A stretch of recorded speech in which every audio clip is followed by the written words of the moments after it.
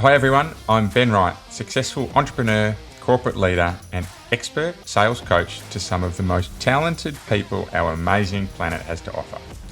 You're listening to the Stronger Sales Team podcast, where we bring together and simplify the complex world of B2B sales management to help the millions of sales managers worldwide build, motivate and keep together highly effective sales teams. Teams who grow revenue and make their businesses actual profits. Along the journey, we also provide great insights and actionable steps to managing your personal health. A happy and productive you is not only better for your teams, but everyone around you. So if you're an ambitious sales leader who wants to build the highest performing and engaged teams, Stronger Sales Teams is right where you need to be.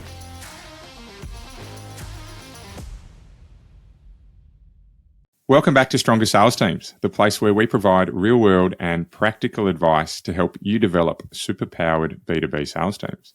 So today, I'm always excited, right? But I'm super excited today because we have Tom Slocum from the SD Lab. And when I was thinking about how I introduced Tom, I had this real dilemma because he is a guy who on social media presents as super laid back, has lots of fun in terms of what he does. And then I got his profile photos and he had lots of nice laid back profile photos. But then he had this super professional, slick, it might have even been AI generated headshot there. So I'm thinking, do I introduce him as a really professional operator or a soul to the earth type of guy who you can put your trust in? And look, in the end, I wimped out a bit and I ended up going somewhere in the middle. So Tom, you're going to get a bit of both, right, in your introduction. But Tom he is a seasoned sales strategist. He's been doing this a very long time. He's the founder of a business called the SD Lab, right? Has a terrific presence on LinkedIn. And the SD Lab really is all about your top of funnel sales consulting agency. So building brand awareness, building social branding, and you betcha that type of lead generation strategy. So he's over a decade into his experience in the sales and the revenue acceleration space. But he's really honed his expertise in crafting those personalized sales playbooks, optimizing sales books, and even training teams for success. So in terms of where Tom's passion lies, it's absolutely in helping sales leaders and sales teams achieve their revenue goals by blending strategic insights, but with that human touch, right? All about EQ that we talk about. He's a pretty sought after speaker, and very committed to elevating the sales landscape. But for me, the one thing that stands out with me is he loves a good selfie or two. So welcome, Tom, to the Stronger Sales Teams podcast. Thanks for jumping on board and great to have you here. I appreciate it, man. So excited for you to invite me here, talk a little bit about some topics dear to both of us. And that intro was spot on, right? I'm a very chill guy. My headline says your future homie-in-law. And that's what I mean, right? We could be friends, but I can get the business done for you. But I want you to be able to trust me, feel good when you speak to me, and be open, right? Together in helping your orgs reach where they want to reach. If you come in with a bad attitude or you're the guru or cocky, nobody wants to work with that, right? So I'm your future homie-in-law and pretty laid back. Excellent. I like it. So tell me about the SD Labs. What does the SD Labs do? And what makes you really passionate about it? It comes out straight away. So I'd love to hear more about this.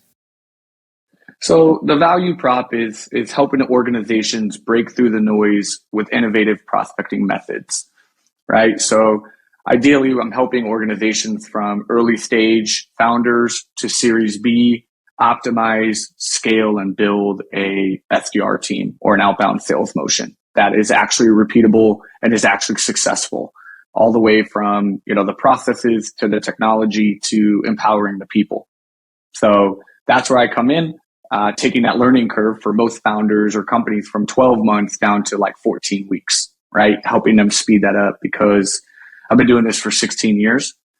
I've made 500,000 plus cold calls. I've led teams, right? This is what I love. And it's just a passion for me because like you said in the intro, I really do love generally helping people.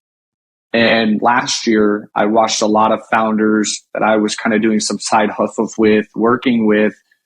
They just didn't get it. It's not their world. They're technical founders or these VPs or these CROs who are running playbooks from 20 years ago, and they're getting eaten alive with what post-COVID looked like. Most of them have never managed remote. Most of them don't know how to empower people. They don't know how to set realistic goals or bring in technology.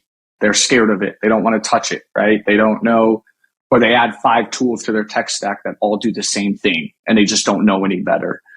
And so I found this passion of, well, why don't I help you? Why don't we talk? Let me help you. Let's see where I can help you, take a lot of that on so you can focus on working on your business, not in it.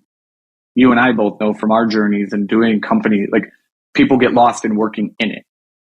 And when they hire a sales team, they forget that they have to empower people, but also get their job done. And so it's just a lot. And so I just found this really exciting passion for, let me help.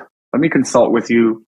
Call me up, tell me your problem, and I promise you I'll help you find a way forward. And so SD Lab was born. And I stuck with top of funnel just because that's what I love. And it's a big gap. There's a lot out there for closing and doing all of that, but people don't know how to bridge sales and marketing to build brand awareness and actually convert and acquire new customers and help them become advocates for that company, right? So when you bring in that synergy between the two, you can have a well-oiled revenue machine that is kind of on rinse and repeat, and you are able to work on your business. Are there some bumps? Sure. Maybe turnover. There's a couple things, but reality is you'll have a very stable, successful sales motion running through, me coming in and helping. And so that's what I've just loved to do. I've had a great first year. Celebrated my 1 year just a few weeks ago. Congratulations. So very excited. Thank you. I'm excited for year 2. Doubling into more clients, helping some people. And yeah, it's just about helping. I'm not out for a quick buck. I'm not out here to make $1 million business. Well, I am, but I'm in it for the long game, not this. Hey, I'm in it. I want to make the $1 million empire. I want to set my family up, and I want to make it a great agency. But the reality is I'm very patient, and all I care about for this last year has been giving the best experience to my clients. Because when I can do that, the rest will take care of itself. The referrals, the partnerships, all of that will, speak for itself. So I focus mainly on how can I help this client as most as possible, give them everything I got, give them my attention, and make sure that they walk away here with, what they've asked for, right? And have that motion set up, or potentially find out they don't have a proof of concept and there isn't a market for them. Because there are clients I've worked with where the market wasn't there, and that's okay too. That was still learning for them and still worth it to them to say, okay, now we dodge that bullet. We don't have to, build out that motion. So much in there, right? We haven't even got into talking about the stuff you do, but there's 3 reasons that I wanted to have you on this podcast, right? First one is you have the resilience. It's really clear through your social media work that you do is 500,000 cold calls. That's a lot. And resilience is something that is difficult to find in salespeople, particularly those who haven't endured really difficult times yet. I think we've got difficult times that are going to come in a form, but so I like that. So you come from a point of resilience, right? The second piece is you work with early stage businesses, and for sales leaders out there is a huge parallel between running your team and running an early stage sales team, right? It is all about building systems, proof of concepts, making sure you're providing value to customers to be able to get the results that you need. And the third one is that you really genuinely care about customers. And I think we could probably hit stop on podcast now, right? Because we're talking about leadership today. And we've just nailed 3 of the most critical traits in effective leadership moving forward. Resilience as a leader and building resilience in your team. Right, making sure that you are building systems and processes and a repeatable formula that allows you to scale. And the third one is about caring, right? Caring about what you deliver. So what we're going to do is thanks very much, everyone. Podcast over. No, we'll keep going. Okay, so today we are talking about leadership. That is our go-to today. We've got a great topic around social branding with you, but we're actually catching up in about 8 weeks' time in Arizona. We'll get together, and I think we'll record our social branding episode then, so stay tuned for that. But for today, can you tell me, Tom, how has leadership, in particular, let's talk sales leadership, how has it changed over the last 5 or so years from where you sit? Yeah, standards have got extremely high from the employee to employer relationship. People are now challenging their sales leaders to help them grow and not be treated as just like a number or this whole mentality that for a long time was, what did you do for me today? And the biggest one is the shift from traditional to virtual sales, right? Pre-COVID, you had an office. A manager could be right, a sales leader could be right there with their team, hearing the conversations, being able to support them. The little drive-bys by your desk that would happen all day long while you're trying to work, rep just pops their head up and they're like, hey, they're like, hey, it's me. And you're like, oh man, I'm in the middle of something, right? You go sneak off to an office and lock yourself in there so people would give you 30 minutes. To where now you're in a virtual world for a lot of organizations. And the small little fact that kind of blew my mind is there'll be people that are going into sales roles now that will actually never see a sales floor. And that just blows my mind. They won't get that, right? Because it is virtual. And so now you have this new era where how do you build trust with your team when you aren't there? Because it is hard. It's scary, right? To be a sales leader and not be able to see what your team is doing every day. They are in their own four walls at home, and there's nothing you can do about it. No Slack is going to save you. No instant messaging. There's no way to just do a drive-by and check in on them. And how do you let the team collaborate? Now, as a leader, not only are you working your one-to-one relationship, but how do you get the team camaraderie going together to where they are working with one another in a virtual environment? So those are some of the things that have changed now in leadership. And also, leaders are now being asked to do less with more, higher goals, right? They're dealing with challenging markets. How are they avoiding burnout and mental health for themselves while, empowering their team? And those are just things that is day to day, every day that a sales leader has to face. And so that's why what you said is, getting resilience, really focusing on your EQ, right? Your emotional intelligence and, how they can develop that or empower that. So they're picking up on things and being proactive with their sales team before those things arise, right? And then, personalized selling. How do you get your reps doing that to where they're not, potentially playing the old school sales playbook, but they're now in this new world of maybe we should focus on quantity, not quantity, right? Old school days, there was quantity. Spam your TAM, go out, rip the phones, send thousands of emails in your tool. Don't worry about email deliverability. Don't worry about none of that. We'll just unlock your Google if you get locked out. No big deal. To where now you have sales leaders who are taking this approach of how do we really drill in and book quality and keep moving forward through the rejection, the days where you're stuck in four walls by yourself and you're having a bad day. Leaders are really having to step up in an EQ world. And if they're not built for it, they're getting eaten alive. It's hard for them.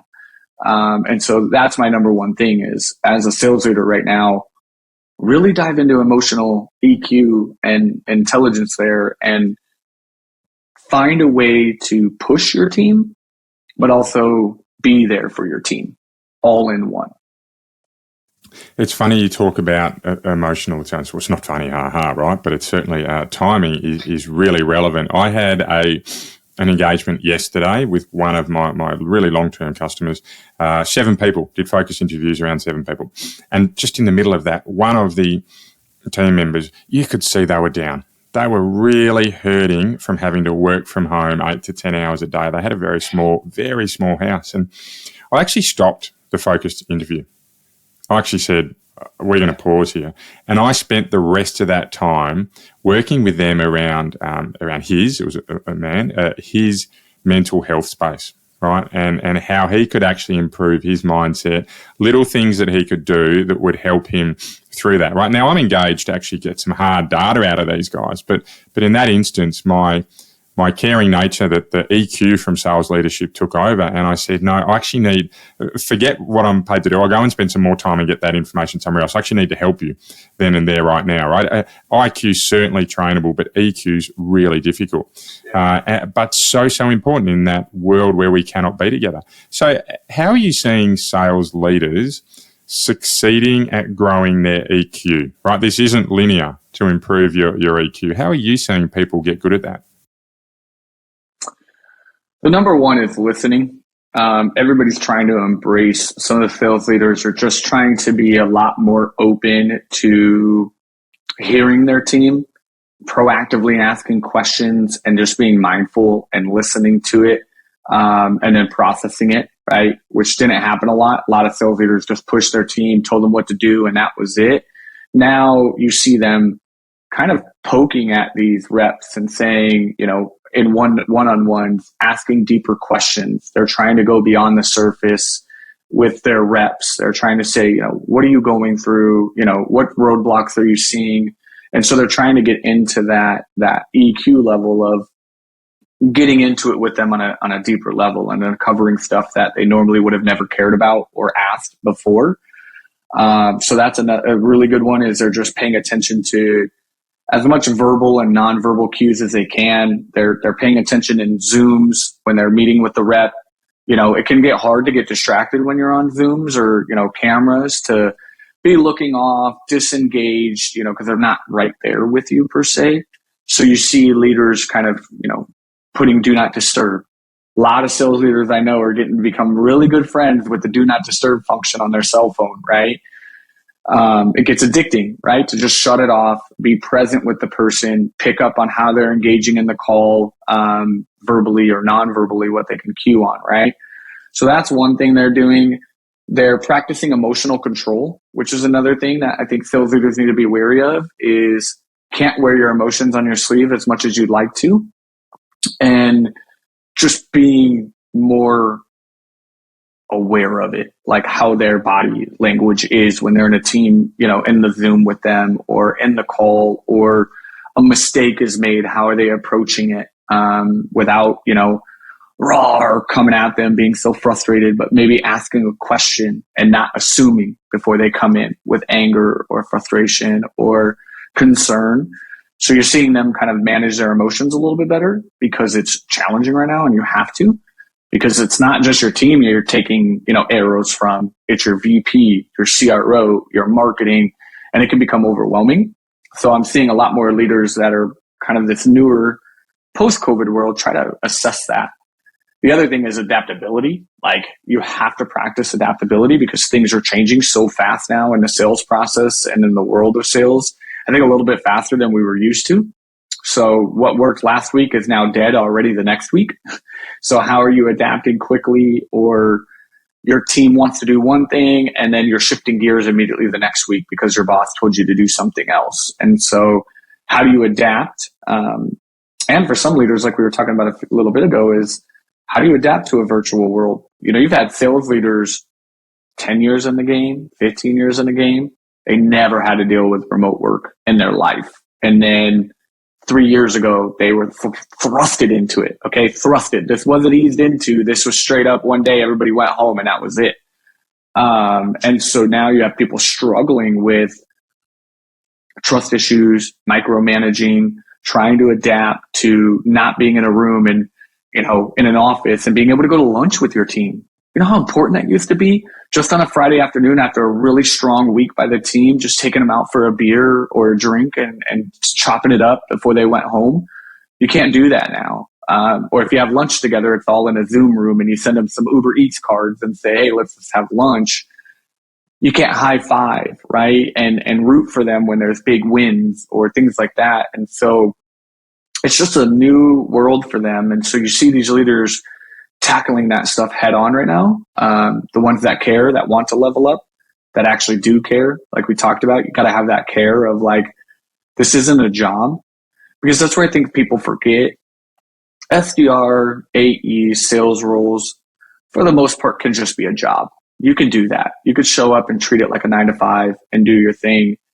And it's not really going to bother anybody but you. But as a sales leader, as a leader, you don't really get the option to phone it in, and it isn't just a job.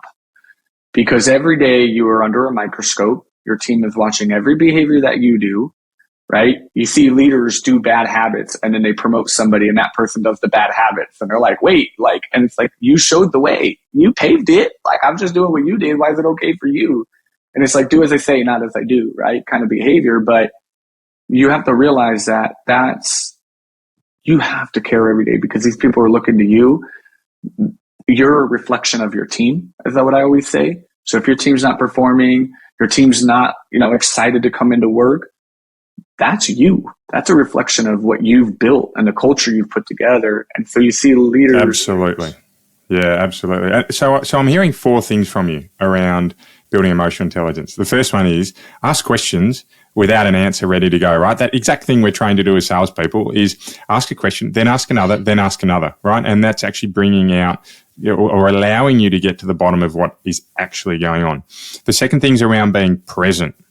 Right, so forget the do not disturb. And hey, I'll admit this is a little secret, please don't tell anyone, but when I was a leader about 10 years ago, I actually I had so much pressure coming in, so many people stopping by my desk. I actually ended up putting a bunny on the corner of my desk there, and I said to my team, when the bunny's up, I'd be grateful if you could give me a bit of a break and come to me later. Wow, did I get whacked in the face. Oh my God, within about 24 hours, I had my team at me, and it was a great team, right? They were really upfront and open. We had that culture of candor and complete honesty, and they said, get rid of that. That is crazy. Just tell us if you're too busy, right? So that's my embarrassing moment, which I know no one else in the history of this world will hear about ever again. But being present, right, really, really important. The third thing is control, emotional control. Quite difficult, particularly when you're remote, because you can't see those softer engagements happening, but exercising and practicing that. And the last one you called adaptability, which I would probably reframe almost as agility. Learning how to really get your personal growth metrics really happening. So I'm going to zero in, look, just a little bit around that adaptability. If you are a leader getting ready, and we could talk for hours on this, right? But if you're a leader getting ready for the next 12 months, right? Let's just say you're an emerging leader or you're a leader that's been in the role a little while, but you still want to get better. If you had a bit of advice for them about what they should focus on now to help them be a better leader over the next 12 months, what would that be?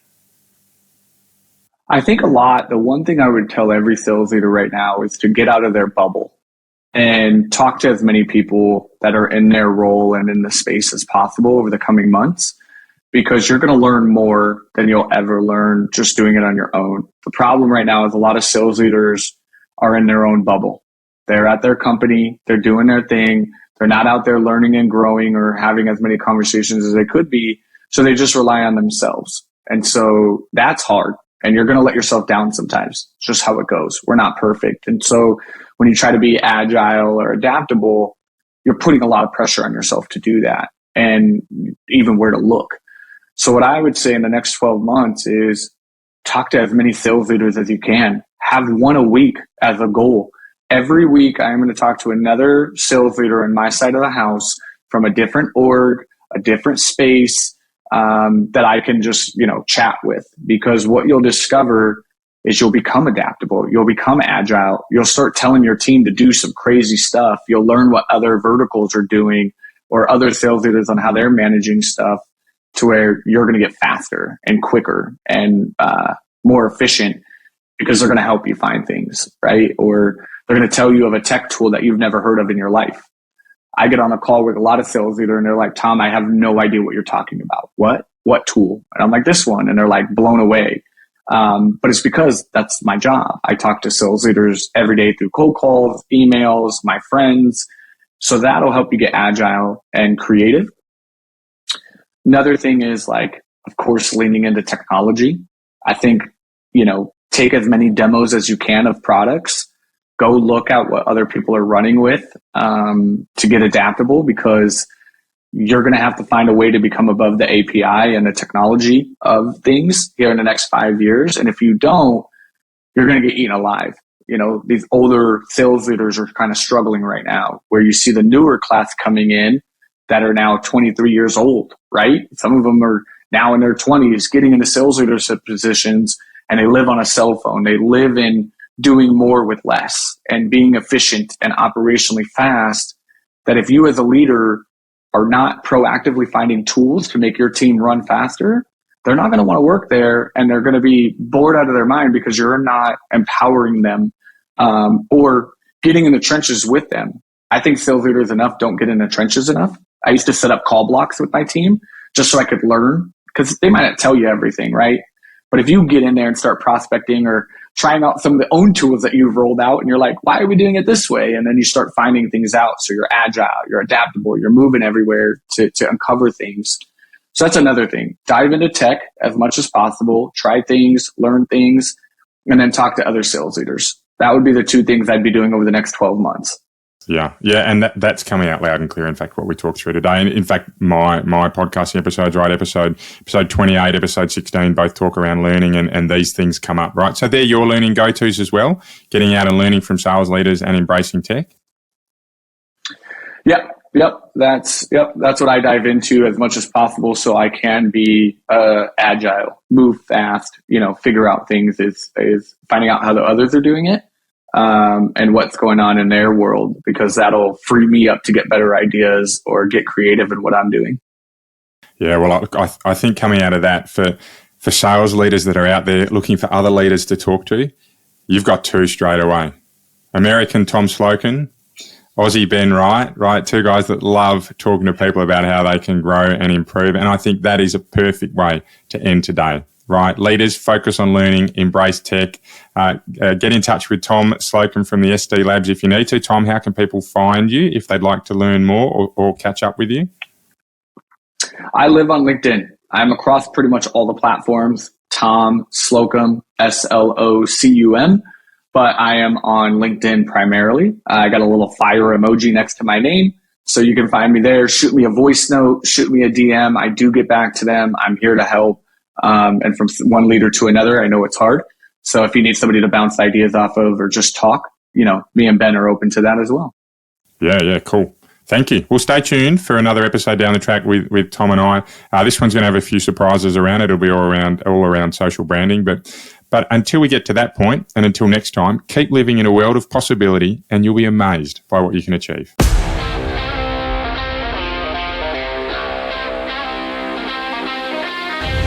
Want to be kept up to date with any of our free materials to help you build the best sales teams possible? Well, the easiest way you can do so is to follow us on your favourite social media channel. We're at Stronger Sales Teams on most of them, and if you DM us Stronger, we'll send you right back some great resources to help you build your super-powered sales team. If you'd like a little more help, please get in touch directly and book a free discovery call with me. I run a limited number of these sessions, and they're free for my podcast listeners. I'd love to help you out. Until then, see you next week for another podcast of Stronger Sales Teams.